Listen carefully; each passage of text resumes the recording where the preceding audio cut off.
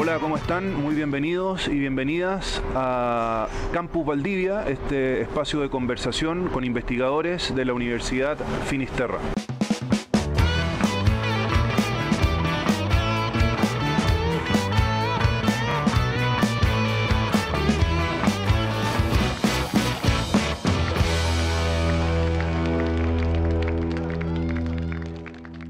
Hoy, en este capítulo, nos acompaña Fabián Barros. Fabián es arquitecto titulado de la misma Universidad Finisterre, magíster en didáctica proyectual por la Universidad del Biobío y doctor en proyectos arquitectónicos avanzados por la Escuela Técnica Superior de Arquitectura de Madrid. Actualmente es director de investigación y del Laboratorio de Investigación Avanzada en el proyecto contemporáneo de la Facultad de Arquitectura y Diseño de la Universidad Finisterra. Bueno, tiene un nutridísimo recorrido de investigación, ha publicado muchísimos papers, va a publicar en breve un libro y ha participado también de muchos congresos nacionales e internacionales. Pero hoy vamos a hablar de un artículo publicado en la revista de Arquitectura que se titula de la siguiente manera: Estado crítico entre desinterés, desatención y desconocimiento de la teoría y crítica del proyecto arquitectónico en Chile. Fabián, muchas gracias por aceptar esta invitación. Encantado, muchas gracias. Y cuéntanos un poco sobre el artículo. Bueno, es un trabajo muy extenso en el tiempo. Básicamente es fruto o parte de los frutos de una investigación de 3 años que arranca con un proyecto de investigación interno de la universidad y que después adjudica un fondar nacional en investigación en la línea de arquitectura.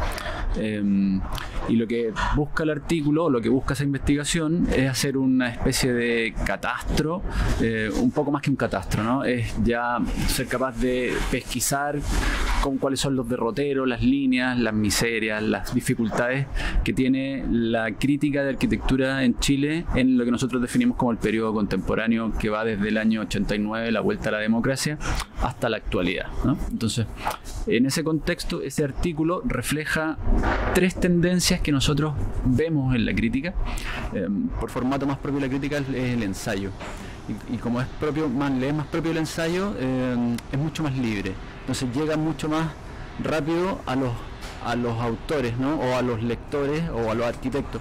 Y en ese sentido tiene un impacto mediático, o podría decirse que tiene un impacto mediático más rápido y más prolongado que un artículo académico. Entonces lo que nosotros vemos es que sobre ese incipiente ejercicio crítico, porque teníamos la duda realmente si había crítica en Chile, hay como un lugar común entre los arquitectos que no se produce crítica de arquitectura en Chile, pero sí la hay, ¿no? Entonces nosotros teníamos la duda de por qué, si existía esta crítica, no estaba tan presente o no es tan vista. Entonces nosotros creemos que a través de esas 3 Ds, ¿no? De ese prefijo, podemos explicar un poco el desinterés, la desatención y el desconocimiento. Sí, y la palabra crítica se presta para mucho, ¿no? Tú, por lo que dices ahora, entendemos por crítica solo lo que arquitectos pueden opinar sobre el trabajo de otros arquitectos. No necesariamente, pero en estricto rigor lo que nosotros investigamos como crítica es yo no diría una definición propia, ¿no? Pero sí una definición disciplinar, que es el ejercicio de análisis profundo de obra para poder establecer ciertos criterios de calidad, ¿no? Así que qué proyecto es, en teoría, mejor que otro, o más próximo a la pertinencia, o más adecuado al contexto, ¿no? Y eso tiene que ver con conocimientos más disciplinares. Pero no negamos en el fondo que hay una crítica más abierta, más divulgativa, que no se restringe, sobre todo en la arquitectura y en el urbanismo, que no se restringe solo a los profesionales, sino que a todo el contexto, a toda la gente, a toda la sociedad en el fondo. Sí. Que es importante que la gente entienda que la arquitectura es parte de lo que pueden cuestionar, ¿no? Sí.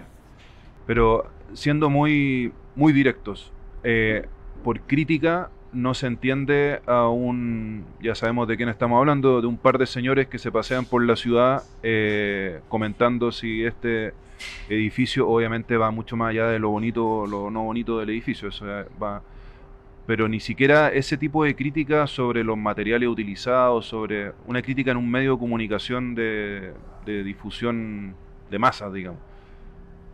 Puede, pero no. O sea, podría ser entendida como como una aproximación a la crítica, pero eso es más bien la opinión, ¿no? La opinión individual. Y la crítica debe surgir desde el conocimiento generado, para poder ser material de estudio, ¿no? El material de mejora de la disciplina necesita cierta tendencia a una casi imposible objetividad, pero deberíamos buscar esa objetividad, ¿no? Y tiene que haber, por lo tanto, un rigor científico. Hay un rigor científico. Que no es, no sé si poner escala de rigores científicos, pero no es el rigor científico de un paper, que es más de larga data, etcétera, sino que tiene que haber cierto fundamento, pero es un ejercicio más a corto plazo, más rápido. Son dos características, yo creo, las que le pueden dar esa tendencia a lo científico o ese rigor científico sin ser propiamente científico. Uno, es decir, desde qué parte se hace la crítica. Es decir, desde dónde se planta el autor para hacer la crítica, ¿no? No es lo mismo una crítica epistémica, estética, ética, urbana, ¿no? Desde qué directrices, política, desde dónde se hace la crítica. Y lo otro que es muy importante es poder explicar de alguna manera los mecanismos para hacer el ejercicio crítico, ¿no? ¿Qué instrumentos voy a hacer? ¿Cómo los voy a medir? Con eso uno puede decir o puede entender en el fondo los comentarios o las conclusiones a las que se lleguen. Sí. Entonces ahí viene el rigor científico. Hay que tratar de explicar el ángulo de entrada y luego cuáles son los mecanismos con que se opera. Ahí cuando uno no cabe la posibilidad, después vamos a entrar propiamente al paper, ¿no? Pero no cabe la posibilidad de que más que no haya crítica, no hay dónde publicar esta crítica, porque efectivamente tiendo a pensar, en el mundo académico, el paper tiene su salida en una revista académica, con un comité editorial, con todas las trabas que conocemos, que hemos investigado y todo. Entonces parece, y hoy por hoy, con un mundo lleno de métrica y formulario y todo, pareciera que es más rentable para una universidad, por ejemplo, tener una revista de corte académico, más que una revista para este tipo de ejercicios, ¿o no? O si hay un lugar donde se publican este tipo de ejercicios. Es cierto, nos movemos entre un cientifismo y una mediatización, ¿no? Entonces está la crítica mediática instantánea, sí, de 140 caracteres o lo que sea, sí, versus los papers, ¿no? Que tienen un rigor. Pero en ese espectro sí hay una posibilidad que yo lo he comprobado, ¿no? Las revistas científicas sí permiten análisis crítico si están estructurados de una manera, con un rigor científico, ¿no? Entonces tiene que ver en el fondo con los procedimientos de cómo se construye el análisis y de cómo se construye el texto, ¿no? Sí se puede. Es difícil porque efectivamente lo que le corresponde es el ensayo y eso está como en una ambigüedad, ¿no? Sí. Es difícil, pero no imposible en ese sentido. ¿Pero como investigador te da puntaje hacer crítica? Sí, claro. ¿Sí? Da puntaje. Lo que pasa es que hay que... Puntaje, digo, para postular a un fondo... Sí, lo que pasa es que no es hacer crítica, es publicar papers sobre la crítica, ¿no? Ah, no, estoy de acuerdo. En tu caso sí. Sí. Pero hacer crítica... No, hacer un ejercicio de crítica. No, claro, no te da puntaje, ¿no? No tiene espacio en el fondo. No tiene espacio. No tiene espacio como ejercicio puro de crítica. Eso. Ahora, además de todo esto y saliéndonos un poco, la enseñanza de la arquitectura se hace en base al ejercicio crítico. Claro. ¿No? De prueba y error, prueba y ensayo del alumno, no le va corrigiendo. Entonces sí, hay un ejercicio crítico que no tiene el rigor, ¿no? Pero es un instrumento que los arquitectos utilizamos permanentemente. Sin duda. ¿Y cuáles son esas revistas o esos espacios que hay para, primero, un arquitecto, después te voy a preguntar un ciudadano de a pie, esos espacios donde uno se puede acercar a leer, a consultar crítica arquitectónica? No debiera ser, no tiene esta finalidad, pero el libro que tú comentas que pronto va a publicar, sí, hace un catastro y entrega, ¿no? Una bibliografía básica con los 225 ejercicios de crítica que han sido publicados en Chile en los últimos 30 años, ¿no? Yeah. Están ordenados dónde se publica. Ahora, son cada vez menos los espacios, porque estaba la revista del Colegio de Arquitectos, ¿no? Que dejó de aparecer hace varios años atrás. Yeah. Y en la revista del Colegio de Arquitectos sí había una sección con ripios, se aparecía, desaparecía, ¿no? Pero había una sección de crítica. Lo mismo con la revista ARQ, que es de la Universidad Católica. También tiene al final una parte que aparece, desaparece, porque es difícil de mantener, porque tampoco es difícil hacer crítica rigurosa, ¿no? Y insisto yo en esto, tendente a la objetividad, ¿no? Entonces, son como impulsos editoriales que aparecen y desaparecen. Entonces, realmente lo que hay que hacer, propiamente tal, en off the record, por así decirlo, es pasar gato por liebre, ¿no? Hacer el ejercicio crítico, pero revestirlo del rigor científico necesario para que sea publicado como un paper. Pero en el fondo, lo que tú estás publicando es un ejercicio de crítica. ¿Sabes? O el camino contrario. O sea, hacer una crítica y venderlo como algo más de divulgación popular. Sí, claro. Pero en el entorno... Quizás es menos sexy, pero tiene un impacto más masivo, probablemente. Bueno, de hecho el libro, el artículo que yo he visto que ha tenido más impacto de los que yo he escrito es uno que salió publicado en Plataforma Arquitectura. ¿No? Salió en un blog español, y me escribía gente de muchas partes. Claro, suele pasar. Una difusión mucho más amplia que un paper científico. Sí. Tú ya has dicho 2 veces que la crítica tiene que tender hacia una objetividad, pero los dos sabemos que la objetividad es inalcanzable, digamos, una objetividad pura y dura. Y quienes venimos del mundo del periodismo lo sabemos muy bien. ¿Es posible hacer crítica sin jugársela con un tipo de compromiso, dependiendo de cuál sea la crítica, la arista de la crítica, ¿no? Pero se puede hacer crítica sin caer en un compromiso de algún tipo político, cultural, económico? No, yo no lo creo, ¿no? Yo creo que la crítica requiere un cierto riesgo del autor, ¿no? La crítica tiene que decir, ¿no? Tiene que establecer. Si tú me preguntas una definición de crítica, yo diría que la crítica es el discernimiento, ¿no? La capacidad de distinguir. Y en esa distinción, lamentablemente, quizás muy a contra de los momentos de la sociedad, de la inclusión, hay que distinguir cosas, ¿no? Si lo llevamos a arquitectura, hay que distinguir la calidad o los buenos proyectos de los no tan buenos proyectos. Entonces, se necesita un riesgo, ¿no? Porque para escribir una crítica hay que tener un argumento, y ese argumento es elaborado por el autor, en el fondo. Ahora, yo esperaría que ese autor no lo haga de manera visceral o arbitraria, sino que lo pueda argumentar, ojalá lo más objetivamente posible, ¿no? Para poder intercambiarlo, para poder discutirlo, para que sea un ente de conocimiento y se pueda transmitir. Sí. Pero ahí también necesitas que el receptor de esa crítica tenga por decirlo de algún modo, la altura suficiente para poder leer esa crítica y no molestarse o tomar un... Bueno, lidiamos mucho con eso, ¿no?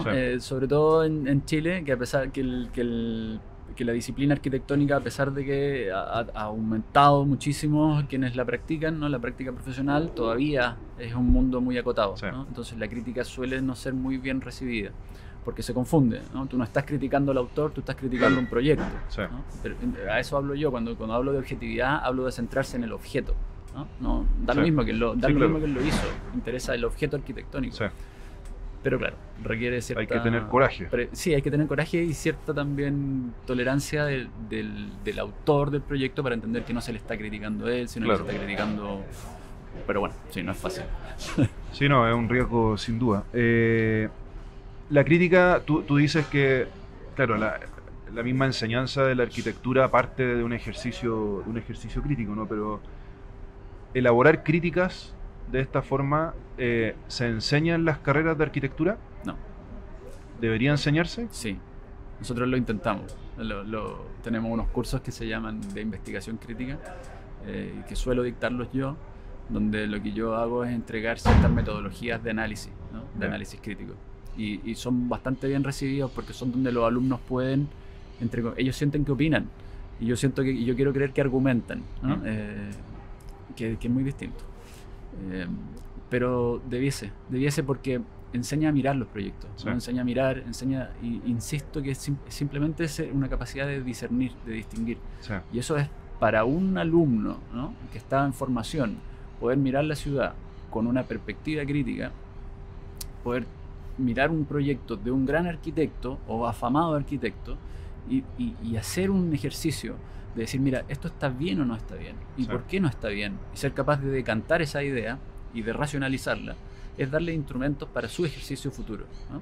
Y eso en el fondo debiese repercutir a la larga en una mejor arquitectura, en una mejor sociedad, o donde le toque desempeñarse, debiese poder mirarlo con una perspectiva un poco crítica, analítica, ¿no? Con una distancia, y entonces desde su pequeño campo de acción, sí, claro, provocar algún cambio. Pero, ¿no?, que tome una posición, ¿no? Porque que tome una posición. En un mundo de desafección y de desinterés, claro, tomar posición en cualquier profesión te hace...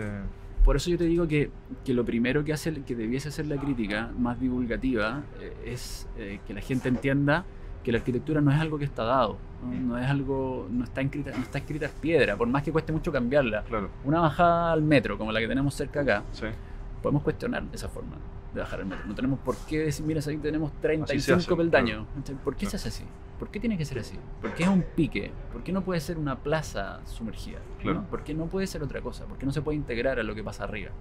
Todo eso, en el fondo, la gente, las sensaciones que la gente cree que esas cosas están como en otro plano, ¿no? Sí. Y yo creo que no. Yo creo que hay que no es empoderar, ¿no? Pero sí que la gente puede cuestionar ciertas decisiones. Perfecto. Finalmente, la arquitectura tiene algo, podemos condenar a las personas a vivir en un muy mal lugar durante mucho tiempo. Y ese compromiso ético es bien importante, claro, ¿no? Precisamente porque es como en el statu quo de...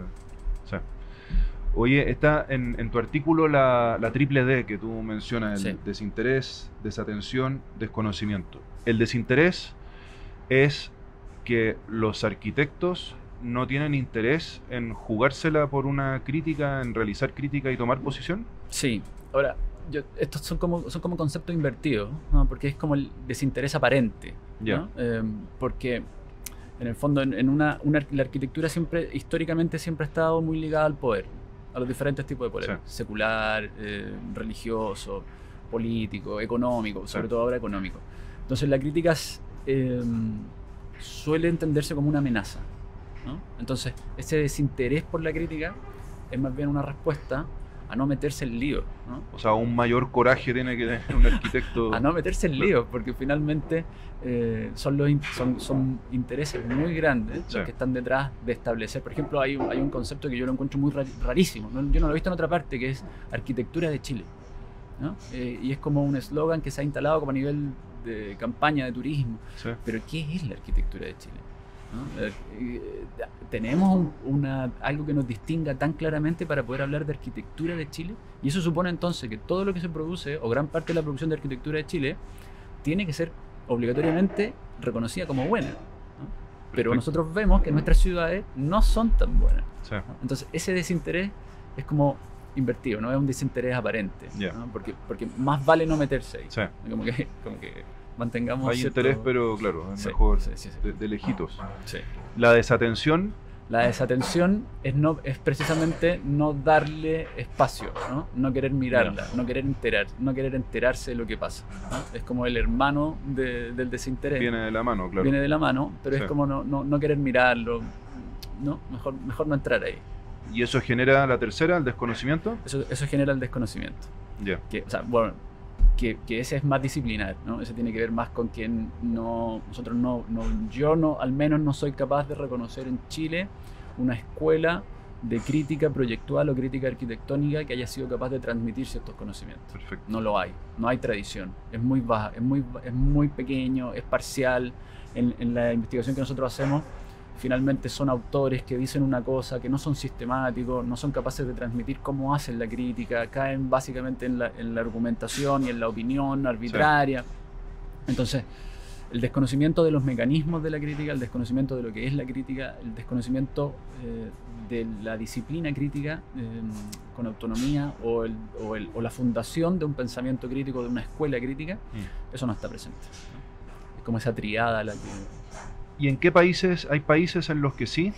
Yo creo que sí. Yo creo que hay países donde hay mucha más tradición. En Argentina hay mucha más tradición de crítica.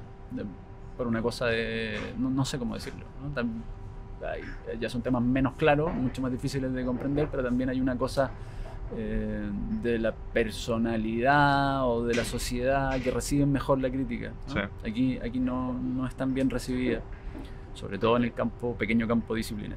Sí. España también tiene una larga tradición de muy buenos críticos, ¿no? En la Escuela de Madrid y Barcelona, pero generalmente son muy dados a la crítica, ¿no? Sí. Y tienen una capacidad de escritura también muy sobresaliente, porque obviamente además los arquitectos no sabemos escribir, ¿no? Tenemos que aprender a escribir, pero no sabemos escribir. Sí. Entonces hay que escribir muy bien para que tenga sentido el texto, ¿no? Hay que ir a otros campos de conocimiento. Y después los países anglosajones también tienen buena crítica. Yeah. Italia también tiene mucho ejercicio crítico, Inglaterra, Estados Unidos tienen tradición. Y probablemente al generar mayor crítica se van generando en paralelo más espacios para que esa crítica, no sé, tenga un lugar, imagino, una revista, un portal. Sí.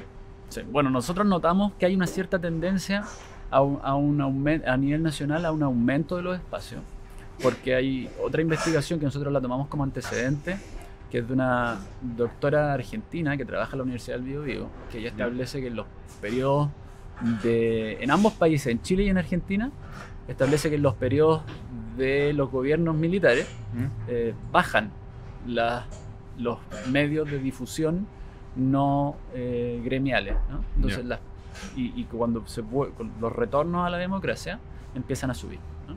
El problema es que estamos inundados de perdón que lo diga con tanta claridad, pero que yo llevo tantos años estudiando esto, que de pseudos críticos.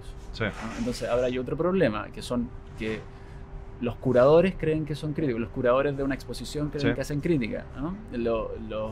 Todo el mundo cree, porque es una palabra de uso común. Sí. Entonces todo el mundo cree que puede hablar de la crítica sin saber lo que es crítica. Eso es parte también de lo que dice el libro. Claro. Y eso finalmente también es como el enemigo por el otro lado, ¿no? Que hay escasa crítica profesional y científica, y por el otro lado está la amenaza de que mucha gente, si no todo el mundo, se siente con cierto derecho a criticar un espacio, ¿no? Sí. Y sobre todo, pero lo más complejo de esto es que la gente quiera criticar y quiera opinar, perfecto, ¿no? Está bien, pero los arquitectos debiésemos entender que hay una disciplina detrás para poder hacer esto con cierto rigor, ¿no? Y no caer en la opinión arbitraria, ¿no? que es el enemigo en el fondo. Claro. Y en ese sentido yo creo que hace muy mal que sea una palabra de uso común y que cualquier arquitecto que ha escrito algo se le diga que es crítico de arquitectura, ¿no? No es... Es mi trabajo. No se metan en mi rancho. No, es mi trabajo. Sí. Y parte de lo que dice el libro es que eso no es así. Y está fundamentado en el fondo científicamente porque eso no es así. Sí. Entonces hay un trabajo, hay una dedicación importante en cómo establecer un piso. Es decir, mira, de aquí para arriba, ¿no? Esto es lo que se ha hecho, esta es la crítica y ahora tratemos de avanzar. Bien. Oye, y más allá del mundo de propiamente los profesionales de arquitectura o alrededores, el ciudadano, ¿cómo uno se puede formar en arquitectura y no caer en el facilismo de, no sé, lo encuentro bonito, lo encuentro feo, creo que conjuga, no conjuga, va bien, combina con el entorno? Un ciudadano de a pie, que no tiene formación arquitectónica, ¿cómo se puede formar con esto? Hay, no sé, literatura, desde luego hay mucha, digamos, pero... Sí, pero de divulgación, ¿sí? no de la disciplina, hay bastante poca. Yo diría que no hay... realmente no creo que haya instrumentos para formarse fuera de la disciplina. No sé si hay instrumentos para poder formar como una cierta cultura arquitectónica, claro. ¿no? La recomendación que yo hago siempre es la misma, es que la arquitectura es como el cuerpo. Yo me recuerdo una vez, mi tío era médico y le pregunto una cosa y me dice, mira, cuando el cuerpo cuando está bien no te molesta. Cuando el cuerpo te empieza a molestar es porque algo no está bien. Claro. Tiene sentido, ¿no? Cuando a uno le duele el brazo, te molesta. La arquitectura es lo mismo. La arquitectura primero que nada no debe molestar. Entonces, si yo voy bajando una escalera y esos peldaños me hacen tener que prestarle atención porque no bajo fluido, hay algo que no está bien. Claro. Si yo tengo mi departamento de inmobiliaria que está orientado al norte y en verano esa habitación llega a 45 grados y no tengo forma de bajar la temperatura, algo no está bien. Claro. ¿no? Entonces, creo que la arquitectura tampoco tiene que molestar. Y eso es decirle a la gente, pongan ojo. Si esta baranda no está bien, oye, eso se puede cuestionar, ¿no? La arquitectura debe responder con claridad, primero que todo, a no molestar, a ser útil, a ser práctica. Pasar desapercibida, digamos. Pasar desapercibida para dar cabida al habitar de la gente. Sí. ¿no? Y después podemos hacer, pero primero ese piso ético, es decir, tenemos que hacer que esto no moleste. Claro. ¿no? Y después podemos entonces ya hacer de eso algo un poco mejor. Pero ese es para mí como el empoderamiento más grande de las personas, decirle, miren, si te molesta es porque no es buena arquitectura. ¿no? Claro. Si te llega el sol cuando estáis trabajando frente al computador, hay algo ahí que no está bien. ¿no? Y eso son cosas muy cotidianas que uno puede experimentar. Después ya entramos en otro plano que es más difícil llegar, ¿no? de cuáles son las corrientes, o las tendencias, o las estrategias proyectuales, o las cosas, pero eso ya es más propio de la disciplina. Claro. Pero a nivel de usuario, la arquitectura, insisto, no tiene que molestar para nada. Interesante postura, ¿eh? Porque hay muchas áreas en las que tiene que ser así, ¿no? Pienso en el transporte, o sea, el transporte dentro de una ciudad es ideal cuando no molesta, es ideal cuando no hay ningún tweet o ninguno ciclista furioso, o sea, cuando no está eso, es porque el transporte funciona perfecto. Sí, claro. O sea, hay muchas disciplinas que son... Sí. Esa frase viene, es de un neurocirujano inglés, no recuerdo el nombre, pero tengo su libro, que lo leí mientras estaba en España, que él decía que tenía que trabajar opuesto a todos los otros médicos, ¿no? Claro. Porque él tenía que intervenir el cerebro, pero con un nivel de precisión absoluto, porque si se equivocaba, algo tocaba en el cerebro, claro. Entonces él lo que tenía que hacer era sustraer cosas. Entonces lo primero es no equivocarse. Sí. ¿no? Y yo creo que es muy pertinente en general, pero para la arquitectura, para la sensibilidad, para habitar la ciudad, yo creo que es muy pertinente. Genial. Bueno, Fabián, muchas gracias por este espacio. Y nada, nosotros nos encontramos en un próximo episodio de Campus Valdivia. Agradezco a la Escuela de Periodismo de la Universidad de Finisterra, a Postdata UFT y desde luego al Bar Valdivia por prestarnos sus dependencias. Hasta la próxima.